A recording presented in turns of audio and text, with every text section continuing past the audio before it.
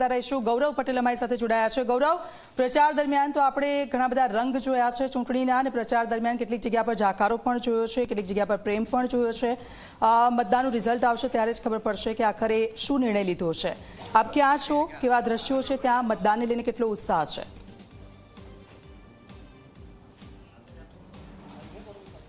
જે અત્યારે હાલ જી 24 કલાકની ટીમ ઊભી છે અમદાવાદના વેજલપુર રોડમાં, જ્યાં વેજલપુરના ધારાસભ્ય અમિતભાઈ ઠાકરે પોતાના મતાધિકારનો ઉપયોગ કર્યો। વાત કરીએ તેમની સાથે।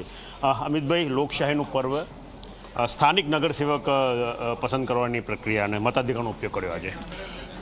મતદાન એક ફરજ છે, અને આ વખતે જ્યારે વિકસિત ગુજરાત, વિકસિત ભારત બનાવવાના દિશામાં, એક ઓલિમ્પિક સિટી, કોમનવેલ્થ સિટી બનાવવાની દિશામાં જ્યારે મત આપવાનો હોય તો સ્વાભાવિક છે ઉત્સાહ એક અલગ પ્રકારનો છે।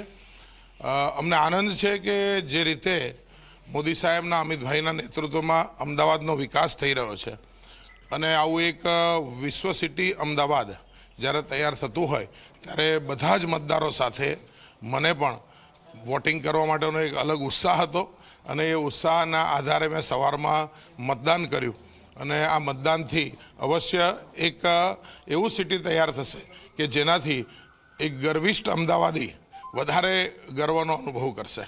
ગયા વખતે બહુમતી સંખ્યામાં ભારતીય જનતા પાર્ટીના નગરસેવકો ચૂંટાયા હતા। આ વખતે નંબર ગેમની વાત કરીએ તો કેવો કેટલો વિશ્વાસ?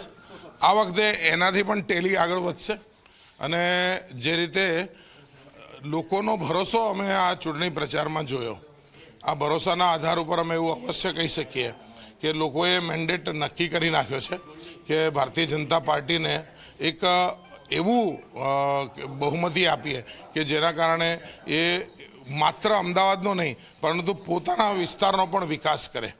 વેજલપુરના ધારાસભ્યો છે, અને વેજલપુરના જે પણ કોઈ નગરસેવકો ચૂંટા છે સીધી રીતે તમારા લાગણીમાં છે, વેજલપુર માટે શું ખાસ?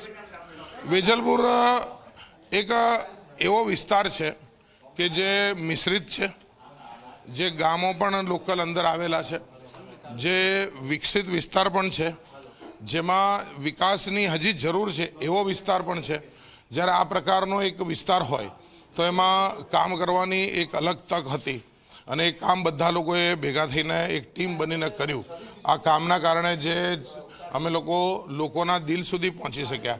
હજી પણ જે વિકાસના કામો છે એને અમે વધારે તાકાતથી આગળ વધારીશું, અને મને ભરોસો છે કે જનતા આવો ને આવો પ્રેમ જે એમણે પ્રચાર દરમિયાન આપ્યો, જે આજે વોટિંગ દરમિયાન આપશે, એ આગામી દિવસની અંદર આ પ્રેમ એ બેવડાવતા જ જશે। આભાર। તો આ હતા અમિતભાઈ ઠાકરે કે જેમને પોતાના મતાધિકારનો ઉપયોગ કર્યો। તેમનું સ્પષ્ટ કહેવું છે કે જ્યારે અમદાવાદ કોમનવેલ્થ સિટી બનવાનું હોય, જ્યારે વર્ષ 2036માં ઓલિમ્પિકના આયોજનની તૈયારી થતી હોય, ત્યારે તેમને આ ક્ષેત્રમાં એમનો ફાળો થાય અને તેમને જે મતાધિકારનો ઉપયોગ કરવાનો મોકો મળ્યો તેના બદલે તેઓ ગૌરવ મેળવે છે। તેમનું કહેવું છે કે વેજલપુર મિશ્રિત વિસ્તાર છે, વેજલપુરમાં વિકાસ થયો છે, અને અવિરત વિકાસ ચાલતો રહે તે તેમની મુખ્ય પ્રાયોરિટી રહેશે। જી બિલકુલ, આભાર આપનો। આપની પાસેથી અપડેટ્સ લેતા રહે।